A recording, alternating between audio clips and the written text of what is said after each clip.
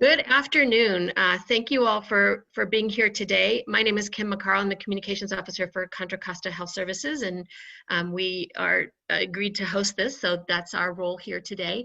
Let me give you a quick rundown of how this is going to work, and then I'll turn it over to our speakers who are here today with this important announcement.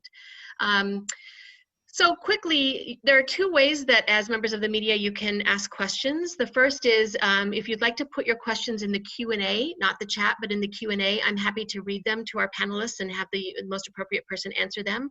If you prefer to ask your question live, please raise your hand, virtually raise your hand, and we will allow you to speak when we get to that point. So let me quickly introduce to you our distinguished panel who are here today to help us with this important announcement. Dr. Chris Farnetano is the Health Officer for Contra Costa County. Dr. Tomas Aragon is the Health Officer for the City and County of San Francisco. Dr. Sarah Cody is Health Officer for Santa Clara County. Dr. Nicholas Moss, Health Officer for Alameda County. Dr. Matthew Willis is Health Officer for Marin County, and Dr. Lisa Hernandez is Health Officer for the City of Berkeley. Each one of our panelists today are going to give brief introductory remarks, and then we will do the Q&A after that. So Dr. Farnetano, I'm going to let you take it from here. Thank you for joining us today. Again, I'm Dr. Chris Farnetano, the Health Officer for Contra Costa County. We are entering an especially dangerous period of the COVID-19 epidemic. As we heard yesterday from the governor, our state is experiencing an unprecedented wave of COVID-19 transmission, and Contra Costa County and other Bay Area counties are no exception. In just a single month, the number of new COVID-19 cases identified every day here in Contra Costa has more than doubled and is higher than even our highest numbers during the summer peak. The number of patients sick enough to need hospitalization has tripled and is higher than even our highest numbers during the summer peak, and is still climbing. Based on our early data, we believe December will be worse. The dark COVID winter that we feared would come has arrived in the Bay Area. I and other county health officers in the Bay Area don't think we can wait for the state's new restrictions to go into effect later this month. We must act swiftly to save as many lives as we can. This is an emergency. That is why we are making temporary changes now to slow the virus and protect our community, particularly those at greatest risk of serious illness or death because of COVID-19. Today, the City of Berkeley and 5 Bay Area counties, Alameda, Contra Costa, Marin, San Francisco, and Santa Clara, will issue new local health orders designed to reduce the spread of COVID-19. These health orders will become effective Sunday, December 6th, and will stay into effect until January 4th. The orders will require many local businesses that operate indoors to further reduce occupancy to 20% and to write and enforce plans to ensure occupancy and face covering rules are followed. Personal care services such as haircutting and nail care must close. Restaurants must close outdoor operations and convert to a takeout and delivery only model. Outdoor wineries and card rooms must close. These changes limit situations where people from different households may come in contact with each other, particularly indoors. The goal of this temporary order is to reduce the risk to everyone during a time when COVID-19 is spreading rapidly in our communities, and to ensure our healthcare system can continue to provide every patient with an appropriate level of care. As much as possible, this order resembles the statewide regional stay-at-home order announced yesterday by Governor Newsom. The key difference is that the state's order does not take effect until ICU beds in the Bay Area are 85% full. Governor Newsom said yesterday, the bottom line is, if we don't act now, our hospital system will be overwhelmed. If we don't act now, we'll continue to see our death rate climb, more lives lost. We agree with the governor. We believe that our best chance to save lives and to protect the public's health is by acting now. I'm going to pass things off now to my close colleague, Dr. Tomas Aragon, San Francisco's health officer, to talk about the current surge status. Good afternoon. I'm Dr. Tomas Aragon, Health Officer for the City and County of San Francisco. The Bay Area is a model for how we work decisively and collaboratively to slow the spread of this virus in our communities. Back in March, we worked together to implement a regional stay-at-home order that saved lives and improved our hospital capacity. Like the rest of the country and the state, the Bay Area is facing a rapid and widespread increase of COVID-19 cases and hospitalizations. The data shows that early action is once again needed. In the Bay Area, COVID-19 cases have quadrupled during the last month. On October 22nd, the Bay Area had an average of 475 new cases per day. Now, every day, over 1,700 new people in our region test positive for COVID-19. For every positive person that's infected, we know that that person is infecting at least 1.5 other persons. The virus is moving quickly and we need to bend this curve now, as we have collectively done before. One thing to realize is that for every case that we do detect, there are 6 to 10 cases that go undetected. The coronavirus cases are growing exponentially. Transmission is widespread. This virus is relentless and unforgiving.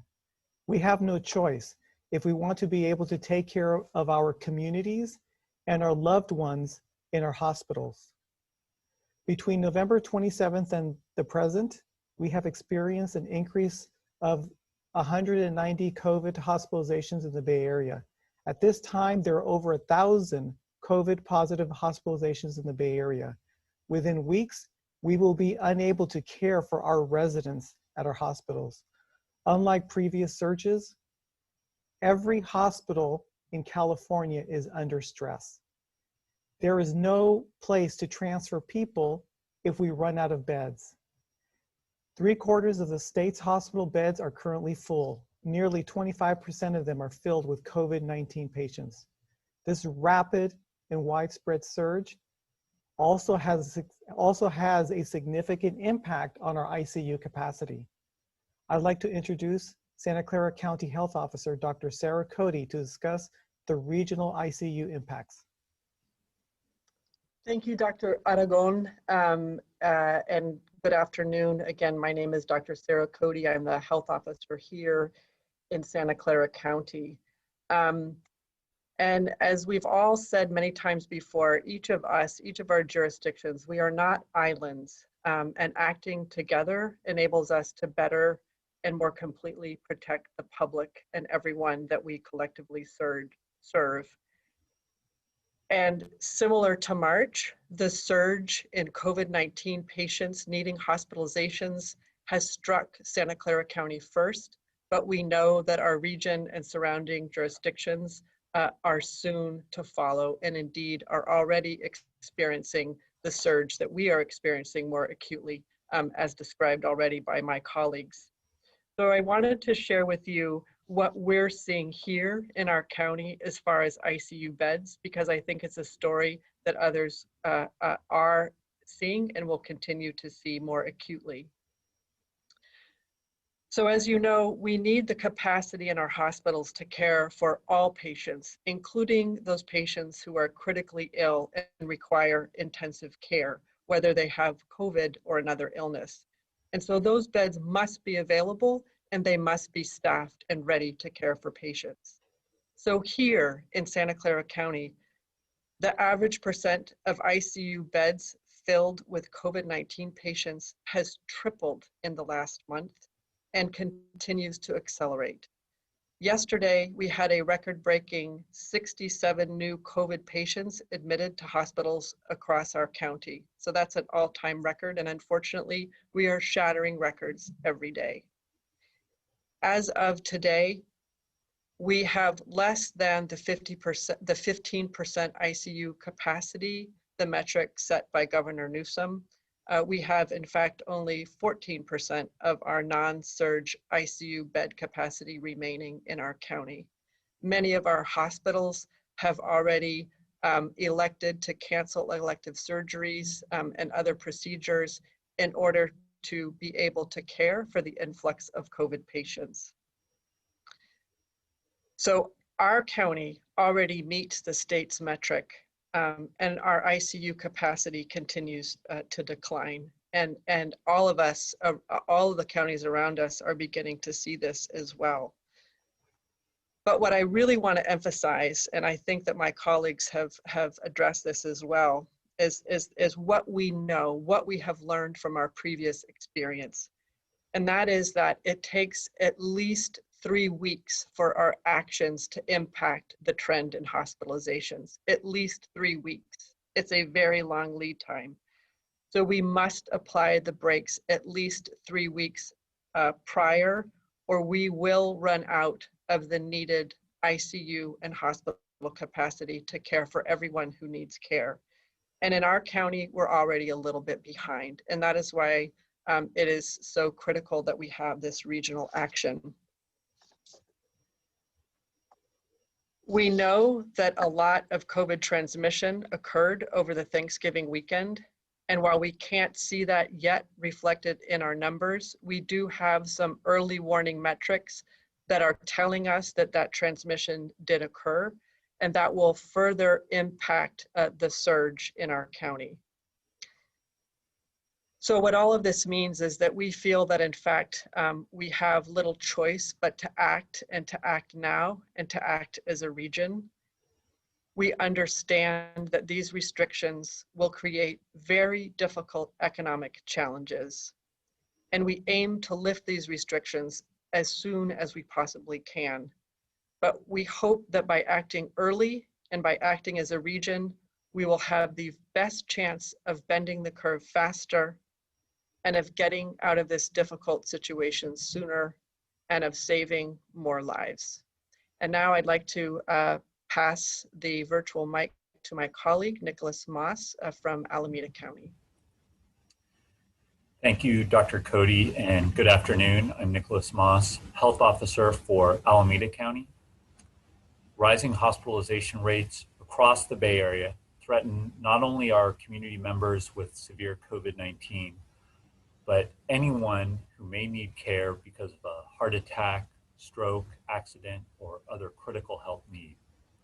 By acting together now, we will have the greatest impact on COVID-19 surge, and we will save lives. We've learned a lot over the past year, and one of the most important lessons has been that acting early pays off. We cannot turn the curve on a dime. It takes weeks for new policies to prevent new hospitalizations. If we wait to see the worst that COVID can do, we'll be acting too late. Another important lesson we have learned is that the more we are able to act together, the greater an impact we can have. When cases are rising across the region, it is only a matter of time before things get worse for each of us. Alameda County is not an island, as Dr. Cody said. None of us are. Our communities and health systems are intertwined, and our epidemics are connected. When our neighbors run out of hospital beds, patients will need to come to our hospitals. And this is not limited to just the Bay Area. This means we have fewer beds than we think because we will be asked to help, and we will help by providing beds when our neighbors run out.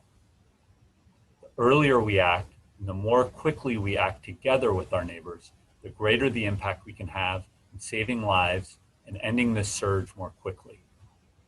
We also ask residents not to delay any needed medical care. We're in this together. Let's do our part. Stay home, stay healthy, and we will be together soon. I now turn things over to my colleague, Dr. Lisa Hernandez, to speak to actions the public can take. Good afternoon, and thank you, Dr. Moss. I am Dr. Lisa Hernandez, Health Officer for the City of Berkeley. COVID-19 threatens hospital capacity throughout the region, and the virus is spreading in our community with unprecedented speed. We must take immediate, decisive, collective action. Each of us can fight the multiplying spread.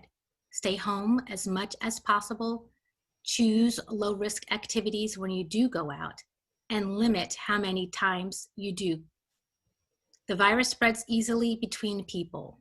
Face coverings and physical distancing remains crucial, but we have reached a point where more drastic action is needed.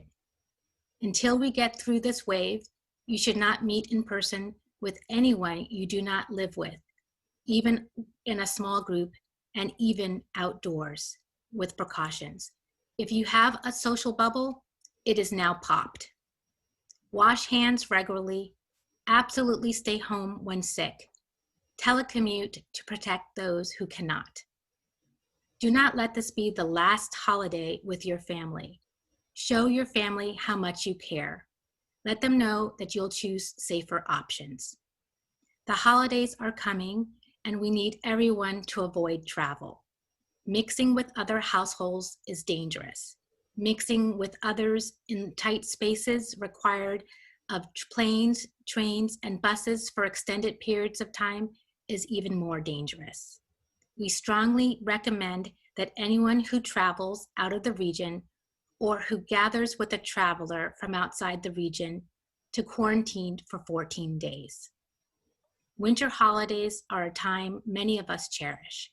Celebrating with our own household is the safest way to celebrate. Connect virtually to include others outside of your house. I will now like to introduce Dr. Matthew Willis, Health Officer for Marin County, and he will speak about the support to businesses and the economic health of our community. Thank you, Dr. Hernandez. I'm Matt Willis, Public Health Officer for Marin County. We recognize that public health is about community well-being, and that includes the economic health of our community. As we take this step, we want to remind people to support their local businesses as much as possible. Doing it from home, utilizing online or curbside pickup at local stores and restaurants. This is a hard way to close what's been a really hard year. We're just beginning to receive the first doses of vaccine, and so there's light on the horizon. Unfortunately, we're seeing surges in cases, and we need to hold the line at least through the end of the year. One of the things we've learned about this virus is that it takes advantage of inequities, and many of our residents don't have the freedoms to avoid risk of exposure, especially our essential workers and those who have been on the front lines from the start. Most of us do have freedom to choose, and with that comes responsibility to limit our risk so that we're protecting our most precious resources, our community, our healthcare system, and one another. I would like to hand things back to Kim McCarl, Public Health Information Officer for Contra Costa County, for questions and answers. So thank you all. I would agree with you, Dr. Willis. This is a tough message to deliver, especially at this time of year. So we thank you all for being here today. I have just a quick reminder for those of you in the attendee list. You're welcome to submit your questions either via the Q&A function, or if you prefer, raise your hand and we'll unmute you so you can ask your questions directly of the health officer. So I have one in the Q&A section that I'll read, and then we'll go to the live questions. Angelina Wong with KTSF, her question is, since the Bay Area is considered as a region, is there any coordination between the counties in terms of taking care of COVID ICU patients? For example, if Santa Clara County has reached the capacity of 85%, will patients be diverted to hospitals in other counties? I can answer that. We do have a mutual aid system that works not only across the Bay Area, but across the entire state. And so if one county is out of hospital beds or ICU beds, then there is a call put out to other neighboring counties and then even beyond. During the summer surge, we served that function. And when Southern California was under a tremendous surge, many Bay Area hospitals took in patients from other counties and even beyond the region. And we're prepared to do the same for this surge. So it looks like we have a question from Ethan Barron.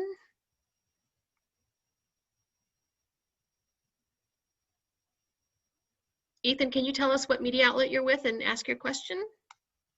Do we have him unmuted? Ethan Barron from the Mercury News. And I'm wondering first why San Mateo County isn't involved with this, this plan. And also, maybe Dr. Cody could answer the question. And I'd be interested in actually hearing from anyone who is able to answer this one. Is there anything the hospitals are doing or can do to boost their ICU capacity? And what's standing in the way of that or making it difficult? Like staffing, is that an issue? Lack of beds? But first, San Mateo, and then the ICU question, please. Thank you for the question. I can start. With regards to San Mateo, I think that's a question best asked of San Mateo. All of us work as much as we can as a region, but of course we are all separate jurisdictions. With regards to ICU capacity, it's around the ICU beds that are currently staffed. So this isn't counting surge. So many hospitals do have surge plans, but the important thing to remember, this surge is a bit different than our previous surges in that we are experiencing the surge as everyone else is experiencing the surge too. And the critical resource is staffing, you know, in particular, staff that are trained in a critical care setting. So that is one of the many reasons why prevention is the best solution. And to the extent that we can prevent our residents from needing care, that's the way we can best protect the hospitals from the surge. Hospitals do collaborate with each other and do what's called load balancing as a system to the extent possible. But particularly with critical care patients, there are added challenges in moving patients who are critically ill. And if any of my colleagues wish to add, I invite them. I can add. I had a conversation with one of our hospitals this morning, and they reported that 5 of their staff members were out with COVID-19 themselves. And that's another aspect of this, is that if we're able to reduce community-wide transmission, that actually reduces the risk that our healthcare workers themselves become infected.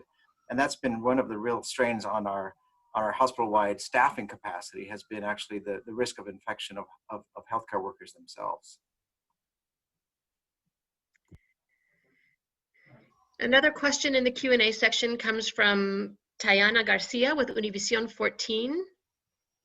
The Latin community continues to be the most affected by this surge, given many factors, some of them being large family gatherings. Now that the holidays are here, what is the recommendation from public health officials, and what alternatives and options should they keep in mind? Who'd like to start on that one? I'm certain you all have recommendations. I'll go ahead and start. Great. And this has been a real difficult issue for really across the whole United States. The Latino community has been impacted more than anybody else. We know in San Francisco, over 50% of our cases are Latinos. And just because the number of people that are becoming infected, we also have a disproportionate number of deaths as well.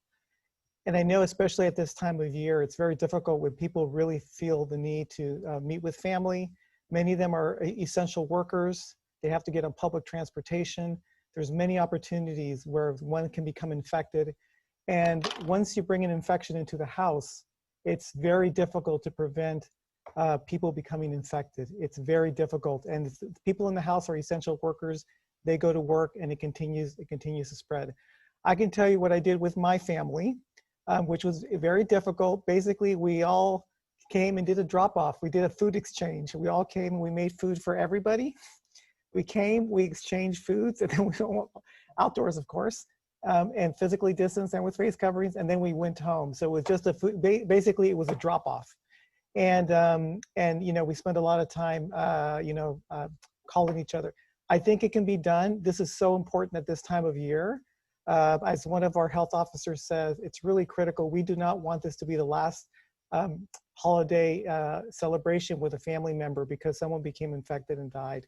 And we're almost, the vaccine is around the corner, and we're reminding people that this is, please, please, please, be careful. Stay with your household this holiday season. That was a great story. Thank you, Aragon. Anybody else want to add to that? I'll just say that for Thanksgiving, we did a Zoom get together with my brothers and sisters and my father, rather than risk bringing us together in one place. And so that's another option. A question from Raquel Maria Dillon with KQED. Would you please explain the thinking behind shutting down playgrounds again?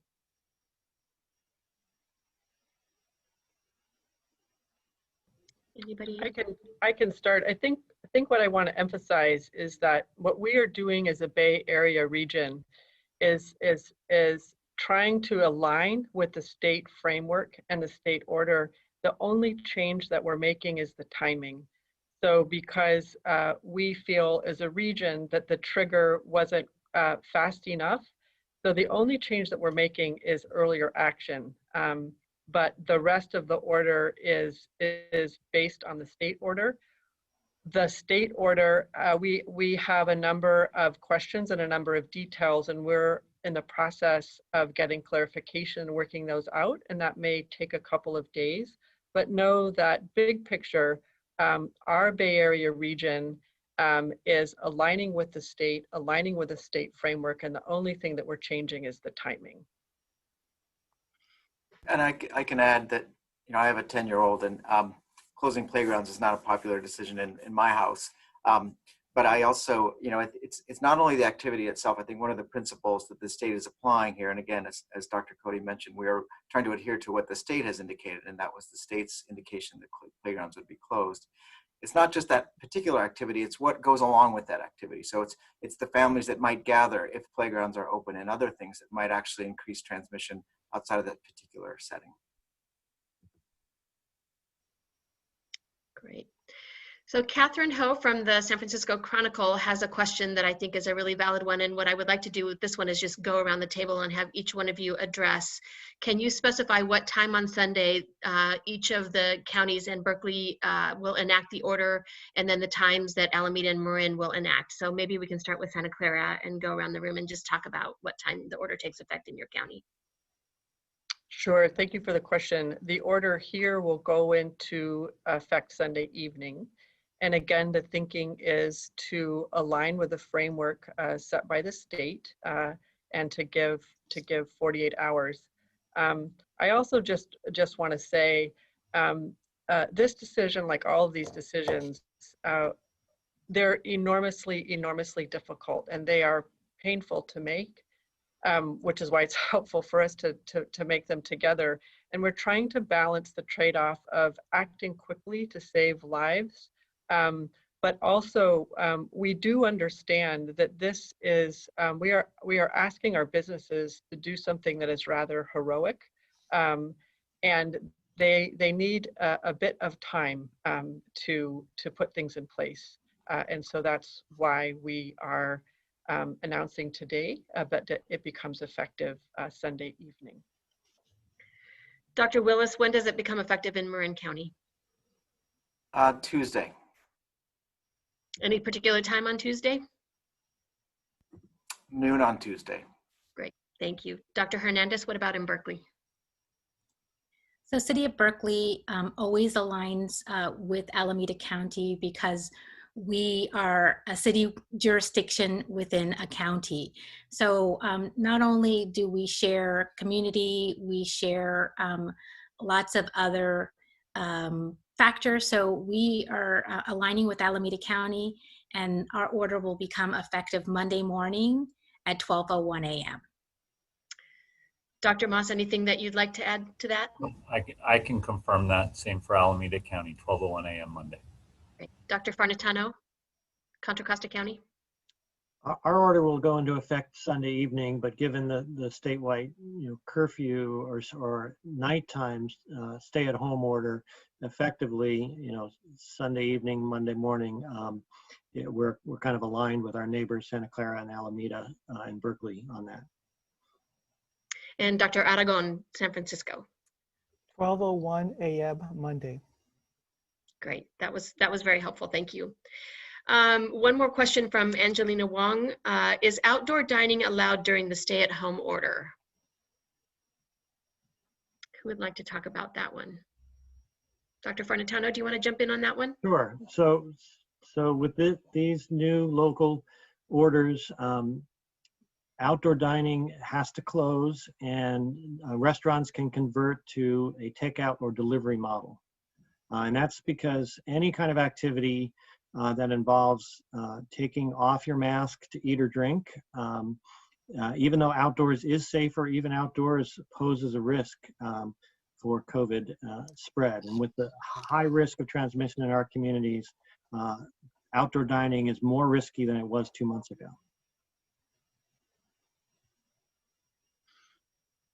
All right, this is the last question I have. So if there are any other questions, oh, I see Ethan has put his hand back up, so never mind about that.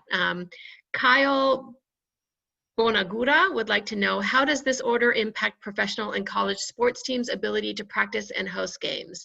This is mainly for Cal and Berkeley and the Warriors in San Francisco. So why don't we start with Berkeley, Dr. Hernandez? Sure. Thank you for the question.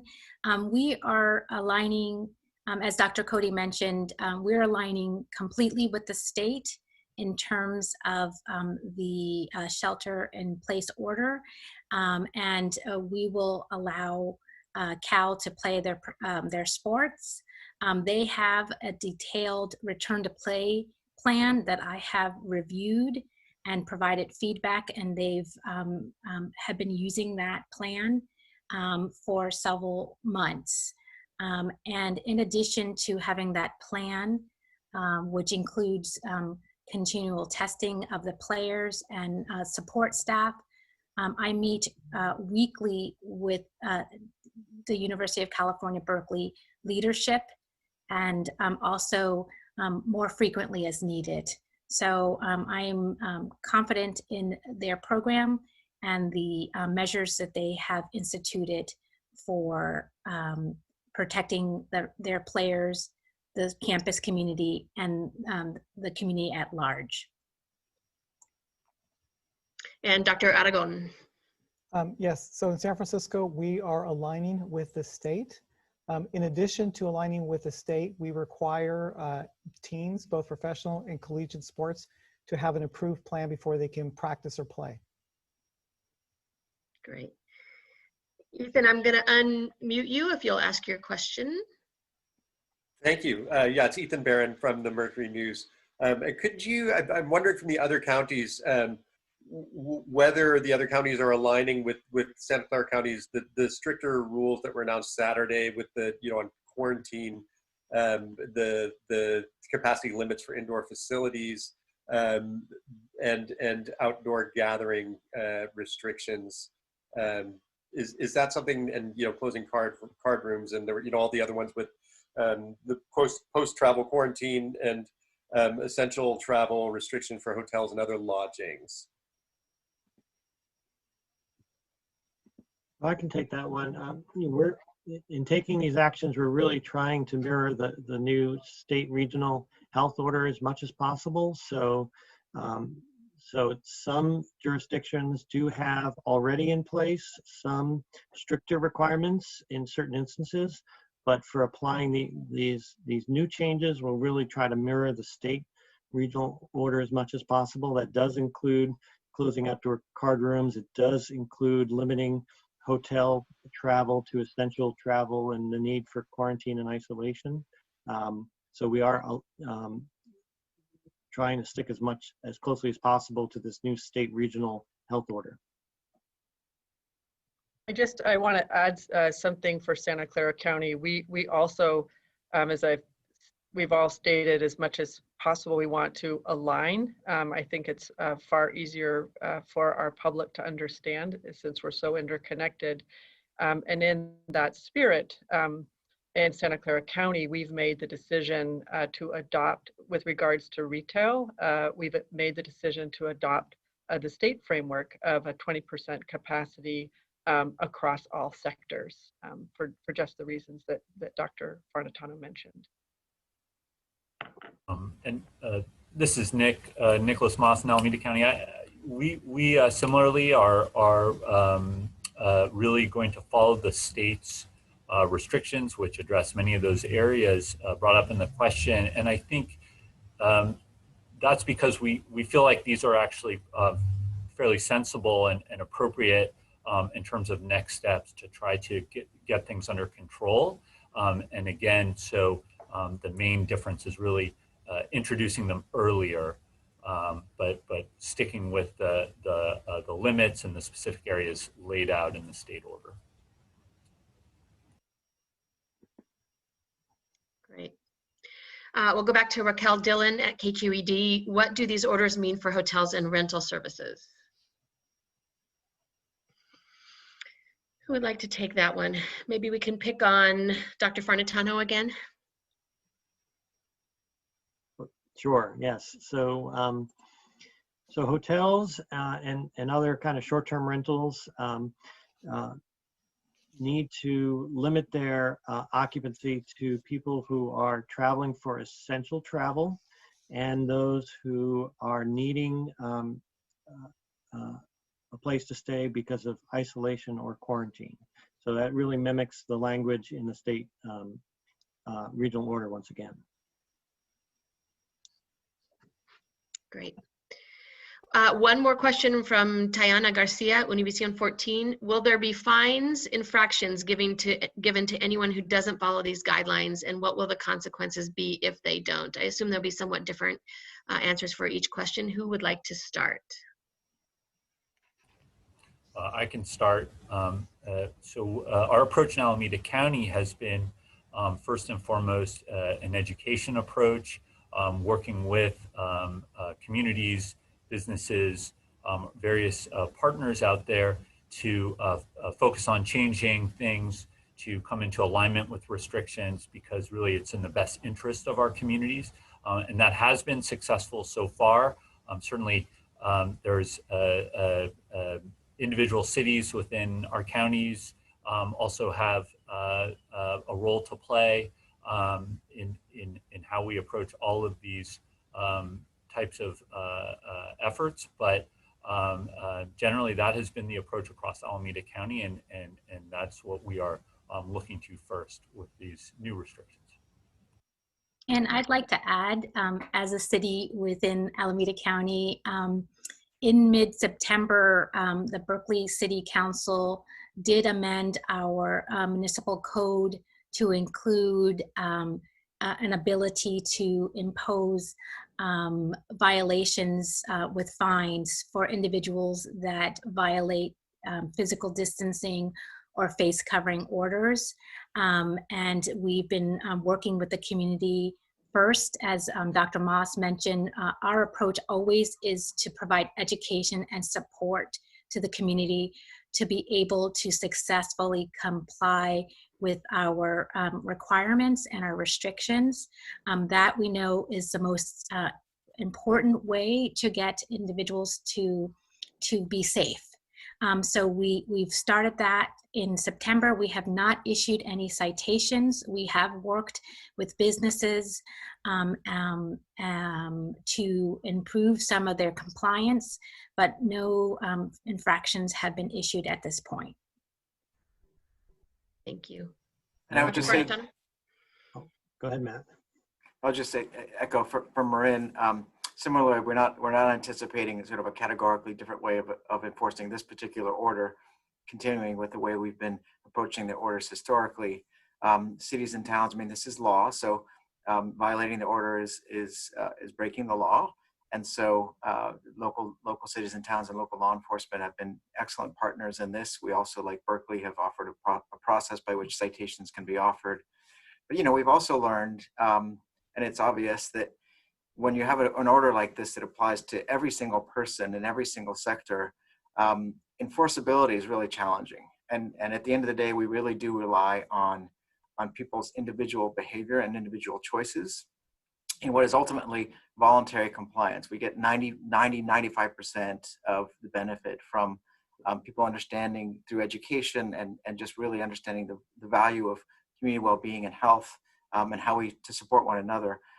Is far more important culturally than what we can accomplish through the enforcement arm, although we're gratified that we have good partnerships with law enforcement and others to enforce these regulations.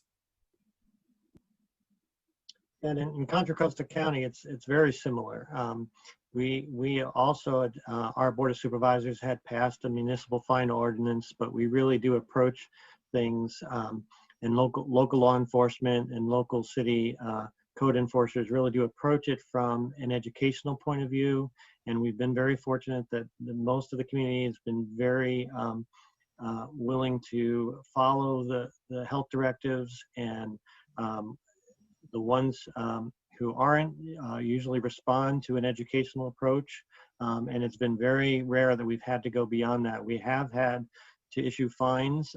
There have been fines issued in our county for at least one indoor bar and a couple of indoor gyms that were operating against the orders, and both putting their employees and their customers at risk.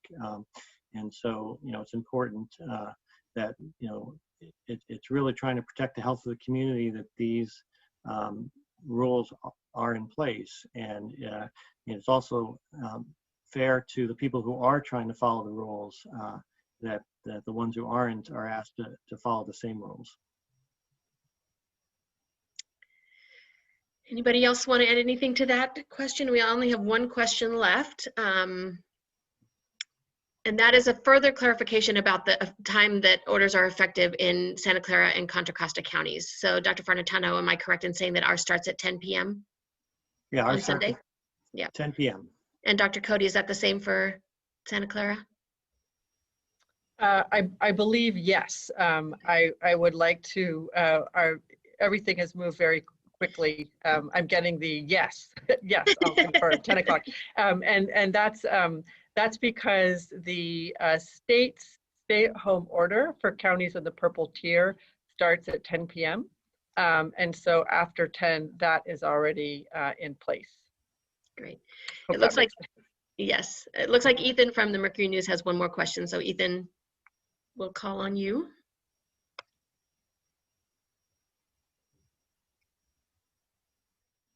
Thank you. Thank you.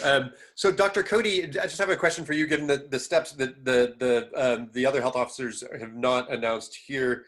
Would you reconsider the steps you've taken in Santa Clara County with regard to the 49ers and, also with Stanford and Santa Clara and San Jose State, with contact sports? Yeah, in Santa Clara County, as you know, we took action that we announced last weekend because of the position that we're in our surge in cases. And so some of our restrictions, including contact sports, are stricter than in other places. And we've aligned our frame, sort of a through line from youth to collegiate to professional sports. And that will remain in place, as will our travel and quarantine restrictions.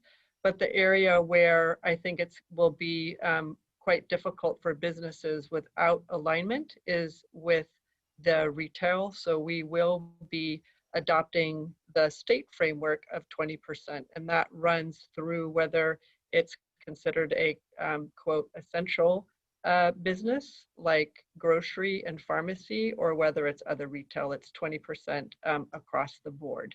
So that will change. Great. That is all of our questions. I really want to thank all of our panelists today for being here. I'll reiterate again, this is a tough decision to make, particularly at this time of the year. And so we appreciate you taking the time to be here today to talk about this important thing, and wish you all happy holidays. So thank you for joining us. Thank you. Thank you. Thank you, everyone.